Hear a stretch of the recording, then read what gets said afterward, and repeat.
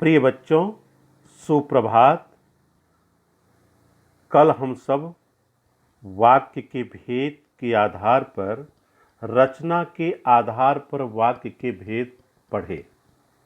आज हम सब वाक्य विचार के अंतर्गत अर्थ के आधार पर वाक्य के भेद, अर्थ के आधार पर वाक्य के भेद के अंतर्गत वाक्य के पहले हम 6 जो तत्व हैं, उन तत्वों को आपके सामने रख रहा हूं। कौन कौन से वो तत्व हैं?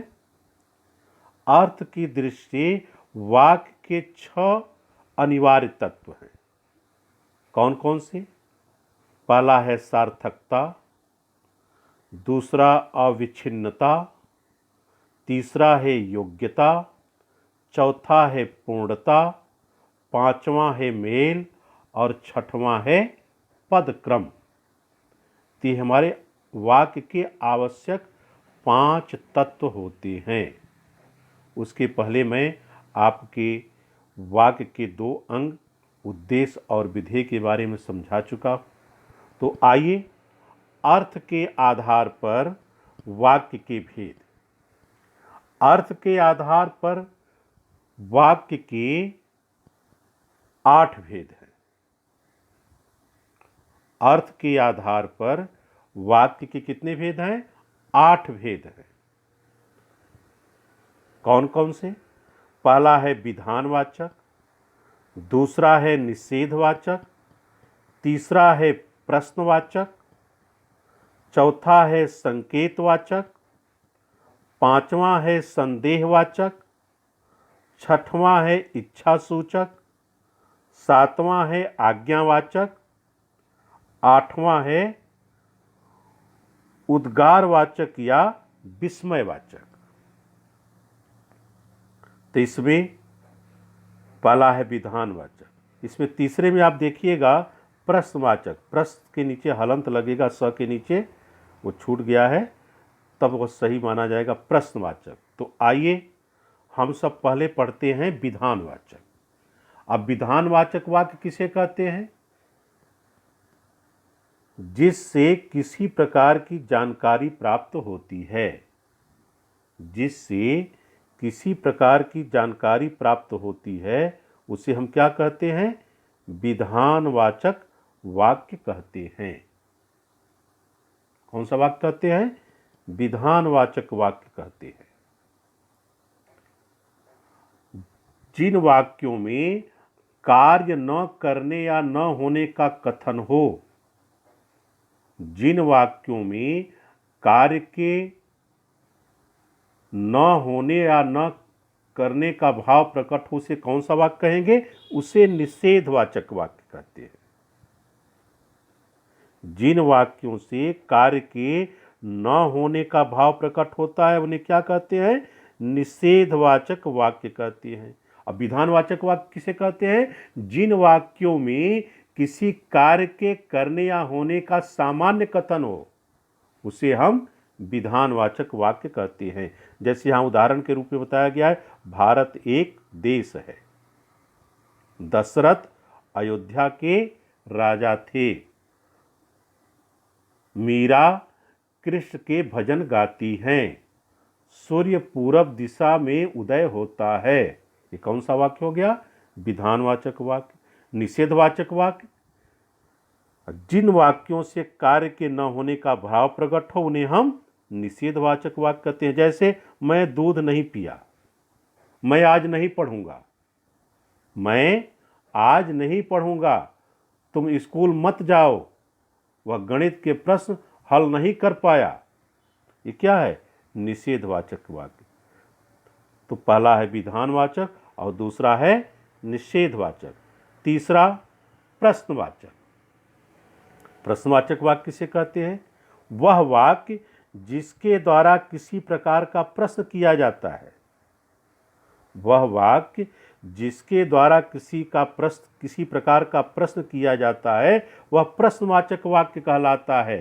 अर्थात जिन वाक्यों में प्रश्न किया जाए, प्रश्न का बोध हो, क्वेश्चन मार्क का चिन्ह लगा हो, क्या, क्यों, किसे शब्दों का जहां पर प्रयोग हो, वहां पर प्रश्नवाचक वाक्य हो जाएगा। जैसे भारत क्या है, भारत क्या है, तुम कहां जा रहे हो, क्या राम पढ़ रहा है,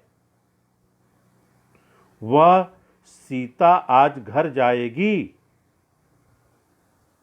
प्रश्नवाचक लगा है, वह सीता आज घर जाएगी। ऐसे जहां पर वाक्य मिले कौन सा वाक्य होगा, प्रश्नवाचक वाक्य। चौथा है आज्ञावाचक वाक्य। आज्ञावाचक वाक्य वह वाक्य जिसके द्वारा किसी प्रकार की आज्ञा दी जाती है, वह वाक्य जिसके द्वारा किसी प्रकार की आज्ञा दी जाती है या प्रार्थना किया जाता है, वह विधि सूचक वाक्य कहलाता है। जिन वाक्यों में आज्ञा, आदेश, अनुरोध या अनुमति का भाव का बोध हो, जिन वाक्यों में आज्ञा, आदेश, अनुरोध या अनुमति का बोध हो, उन्हें आज्ञावाचक वाक्य कहते हैं। जैसे यहां पर दिया गया है उदाहरण के रूप में, बैठो या बैठिए, ये हम आज्ञा दे रहे हैं। तुम कक्षा से बाहर निकल जाओ, तुम कक्षा से बाहर निकल जाओ। पत्र का उत्तर शीघ्र देना, जल्दी देना, कल तक अवश्य आ जाना, ये क्या है, आज्ञा है। तो ऐसे वाक्य क्या कहलाएंगे, आज्ञावाचक वाक्य। पांचवा, विस्मयादि बोधक वाक्य। कौन सा वाक्य, विस्मयादि बोधक वाक्य। अब विस्मयादि बोधक अर्थात विस्मयवाचक वाक्य वह वाक्य जिससे किसी प्रकार की गहरी अनुभूति का प्रदर्शन किया जाता है। अर्थात जिन वाक्यों में विस्मय, हर्ष, शोक आदि के भाव प्रकट हों, उन्हें विस्मयवाचक वाक्य कहते हैं। जैसे उदाहरण के रूप में, आहा कितना सुंदर उपवन है, वाह तुम बहुत अच्छा खेले, हाय मैं तो मर गया, अरे तुम कब आए। अब देखिए यहां पर विस्मय है, आश्चर्यचकित भाव का बोध हो रहा है। ऐसे वाक्यों को हम क्या कहेंगे, विस्मयवाचक वाक्य कहेंगे। छठवां है इच्छावाचक वाक्य। जिन वाक्यों में किसी इच्छा, आकांक्षा या आशीर्वाद का बोध होता है, उन्हें इच्छावाचक वाक्य कहते हैं। जिन वाक्यों में किसी इच्छा, आकांक्षा या आशीर्वाद का बोध हो, उन्हें कौन सा वाक्य कहेंगे, उन्हें इच्छावाचक वाक्य कहते हैं। अर्थात जिन वाक्यों से वक्ता या लेखक की इच्छा, आशा, शुभकामना, आशीर्वाद आदि का बोध हो, उन्हें इच्छावाचक वाक्य कहते हैं। जैसे भगवान तुम्हें दीर्घायु करे, भगवान तुम्हें दीर्घायु करे, 9 वर्ष मंगलमय हो, ईश्वर तुम्हें सुखी रखे, आपकी यात्रा शुभ हो। इस तरह के वाक्यों को हम कौन सा वाक्य कहते हैं, इच्छावाचक वाक्य कहते हैं। इसके बाद आता है संकेतवाचक वाक्य।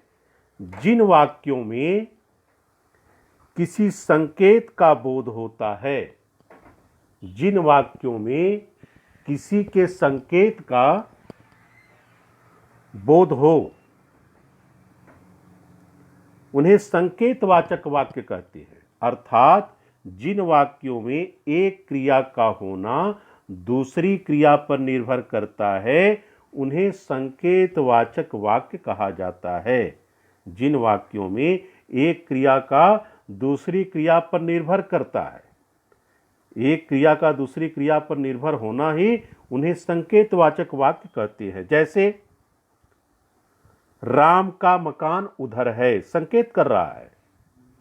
वर्षा होती तो हरियाली अच्छी होती, यदि तुम पढ़ते तो पास हो जाते, यदि तुम पढ़ते तो पास हो जाते, सूर्य निकलेगा तो ठंड दूर होगी।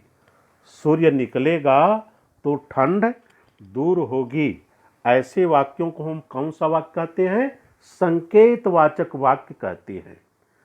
इसके बाद आता है 8वां संदेहवाचक वाक्य। अब संदेहवाचक वाक्य क्या है? जिन वाक्यों में संदेह का बोध होता है, जिन वाक्यों में संदेह का बोध होता है उन्हें हम संदेहवाचक वाक्य कहते हैं। अर्थात जिन वाक्यों में वक्ता प्रायः संदेह की भावना को प्रकट करता है, जिन वाक्यों में वक्ता जहां संदेह की भावना प्रकट करता है उसे हम कौन सा वाक्य कहते हैं? संदेहवाचक वाक्य कहते हैं। जैसे, क्या वह यहां आ गया? यहां संदेह कर रहे हैं, देखिए क्या लगा जरूर है लेकिन यहां संदेह की भावना है। ऐसा मत सोचिएगा प्रश्नवाचक वाक्य, प्रश्नवाचक वाक्य नहीं है। कौन सा वाक्य है? संदेहवाचक वाक्य है। जैसे हम यहां लगा दें शायद, क्या वह यहां आया? शायद मैं पास हो जाऊं, शायद मैं पास हो जाऊं। अब ये क्या है? संदेहवाचक वाक्य। शायद गाड़ी पहुंच चुकी होगी, शायद गाड़ी पहुंच चुकी होगी। अब ऐसे वाक्यों को हम कौन सा वाक्य कहते हैं? संदेहवाचक वाक्य कहते हैं। तो प्रिय बच्चों, ये अर्थ के आधार पर वाक्य के भेद आपके सामने मैं रखा। अब देखिए, एक ही वाक्य को मैं आठों के आधार पर बताना चाहता हूं। आठों जो अर्थ के आधार पर वाक्य के भेद हैं उन उदाहरण के माध्यम से आपको समझाने का मैं प्रयास कर रहा हूं। निश्चित रूप से आपको समझ में आएगा। तो सुमन, सुमन बहुत अच्छा पत्र लिखती है। सुमन बहुत अच्छा पत्र लिखती है। कौन सा वाक्य हो गया? विधानवाचक वाक्य। कौन सा वाक्य हुआ? विधानवाचक वाक्य। क्योंकि विधानवाचक में क्या है? किसी प्रकार की जानकारी प्राप्त न, सरल वाक्य जो कथन हो उसे हम विधानवाचक वाक्य कहते हैं। सुमन बहुत अच्छा पत्र नहीं लिखती है। अब यहां नकारात्मक शब्दों का प्रयोग किया गया है। आपको पहले परिभाषा में बताया गया है कि जिन वाक्यों से कार्य के न होने का भाव प्रकट हो उन्हें हम क्या कहते हैं? निषेधवाचक वाक्य। तो सुमन बहुत अच्छा पत्र नहीं लिखती है। क्या सुमन बहुत अच्छा पत्र लिखती है? क्या सुमन बहुत अच्छा पत्र लिखती है? अब यहां कौन सा वाक्य हो गया? प्रश्नवाचक। प्रश्नवाचक वाक्य में वह वाक्य जिसके द्वारा किसी प्रकार का प्रश्न किया जाए। तो यहां पर क्या प्रश्न किया गया? क्या सुमन बहुत अच्छा पत्र लिखती है? क्या का प्रयोग किया गया है? प्रश्नवाचक चिन्हों का प्रयोग किया गया है, इसलिए कौन सा वाक्य हो गया? प्रश्नवाचक वाक्य। इसके बाद है आज्ञावाचक वाक्य। आज्ञावाचक वाक्य में देखिएगा जिसको आज्ञा सूचक भी कहा जाता है। सुमन बहुत अच्छा पत्र लिखो। सुमन बहुत अच्छा पत्र लिखो, ये क्या करे? आज्ञा दे रहे हैं। तो यहां पर कौन सा वाक्य हो गया? आज्ञावाचक वाक्य। इसके बाद है विस्मयादिबोधक, जिसको उद्गारवाचक वाक्य भी कहा जाता है। अरे इतना अच्छा पत्र सुमन ने लिखा है। अरे इतना अच्छा पत्र सुमन ने लिखा है। अब इसमें क्या है? वाक्य में गहरी अनुभूति है। गहरी अनुभूति कैसे है? इसमें हर्ष है, शोक है आदि के भाव प्रकट हो रहे हैं, इसलिए यहां पर क्या है? अरे विस्मयादिबोधक चिन्हों का प्रयोग किया गया। अरे इतना अच्छा पत्र सुमन ने लिखा है। तो यह वाक्य कौन सा हो गया? विस्मयादिबोधक वाक्य या उद्गार वाचक वाक्य। इसके बाद आता है आपका इच्छावाचक वाक्य। इच्छावाचक वाक्य, मेरी इच्छा है कि सुमन बहुत अच्छा पत्र लिखे। मेरी इच्छा है कि सुमन बहुत अच्छा पत्र लिखे। अब यह क्या है? इच्छावाचक या इच्छा सूचक वाक्य। इसके बाद है संकेतवाचक।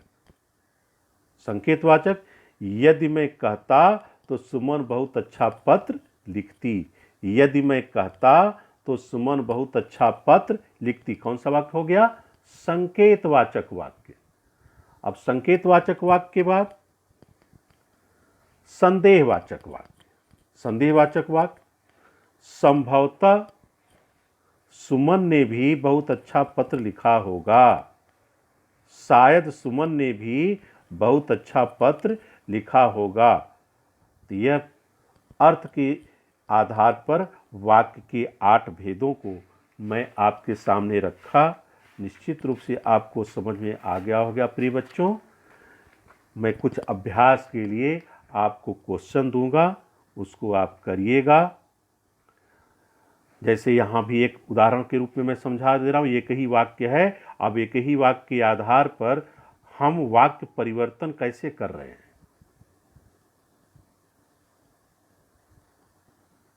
विधानवाचक वाक्य, सीमा पड़ती है। सीमा पड़ती है, कौन सा वाक्य हो गया? विधानवाचक वाक्य। सीमा नहीं पड़ती है, निषेधवाचक वाक्य।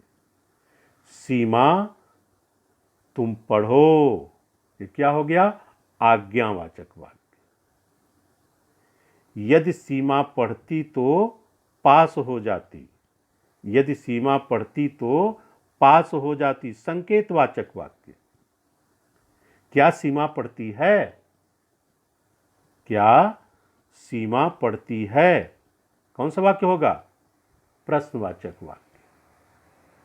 ईश्वर करे सीमा पढ़े। ईश्वर करे सीमा पढ़े। इच्छावाचक वाक्य, शायद सीमा पढ़े। शायद सीमा पढ़े। संभवतः सीमा पढ़े। कौन सा हो गया? संदेहवाचक वाक्य। अरे सीमा पढ़ती है। अरे सीमा पढ़ती है, ये कौन सा वाक्य हो गया? विस्मयवाचक वाक्य। तो प्रिय बच्चों, अर्थ के आधार पर वाक्य के भेद आपको समझ में आया होगा। मैं आपके सामने वो अर्थ के आधार पर वाक्य के भेद को समझाया। आप ध्यान से समझे होंगे। जो कुछ प्रश्न मैं दूंगा उसको अभ्यास के रूप में आपको ध्यान में रखना है।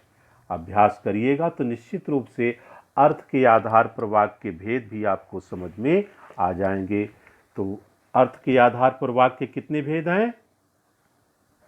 कितने भेद हैं? 8 भेद हैं। कौन कौन? विधानवाचक, निषेधवाचक, प्रश्नवाचक, संकेतवाचक, संदेहवाचक, इच्छासूचक, आज्ञावाचक, उद्गार या विस्मयवाचक। इसी के साथ अपनी वाणी को मैं विश्राम देता हूं। धन्यवाद।